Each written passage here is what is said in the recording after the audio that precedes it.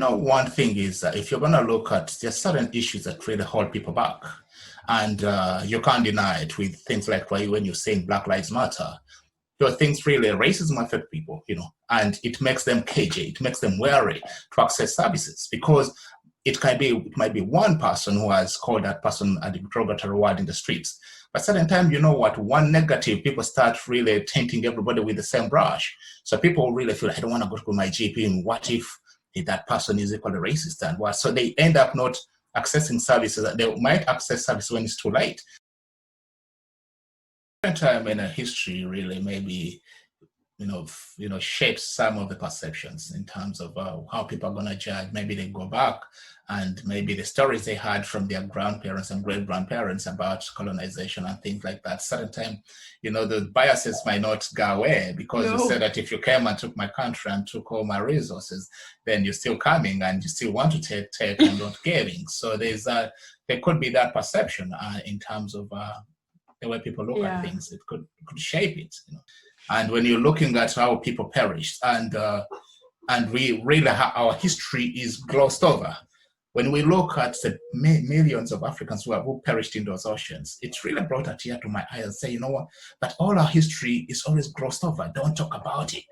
We've given you where to stay in your corner, but don't talk about. I even surprised that the statue they toppled in Bristol is named after every building. I don't think Western Europe will put around the statues of Hitler, because Hitler built Germany a strong army that almost conquered the world. But how do you put a statue of a man and name a man who sought humanity and led to death of millions of people? And it was part and parcel of that. And then they topple that statue, and you still call it vandalism. Not the lives he vandalized with those boats have capsized, So I remember, was it last year, my son came when he was taught about the Holocaust, either with, and he was telling me about the child with striped pajamas or something like that. He watched it. And my son came and was crying and said, why would people be horrible to the Jews?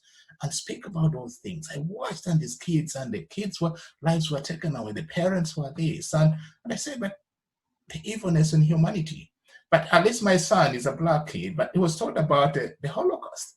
But he has never been taught about his own history and the suffering of his own ancestors. That's why with me, most of the time, the people, if you could remember the time I said the people I hold in high esteem are those guys who lost everything just to make me human. I'll look at Mandela. He would have chosen, he was a lawyer, would have chosen to really live a good life. But he spent 27 years to make me human, because we might assume that was South Africa, but it cuts across me to be respected and the law to respect me. It's, I need to be human. So our history has got to be taught to these young kids, because that is hidden away. And it already shows that we are not deserving enough to get how history known. I don't want to be superior. I just want to be human. I just want to be human. To be there, that I find a fellow human being, and he looks at me as a human being.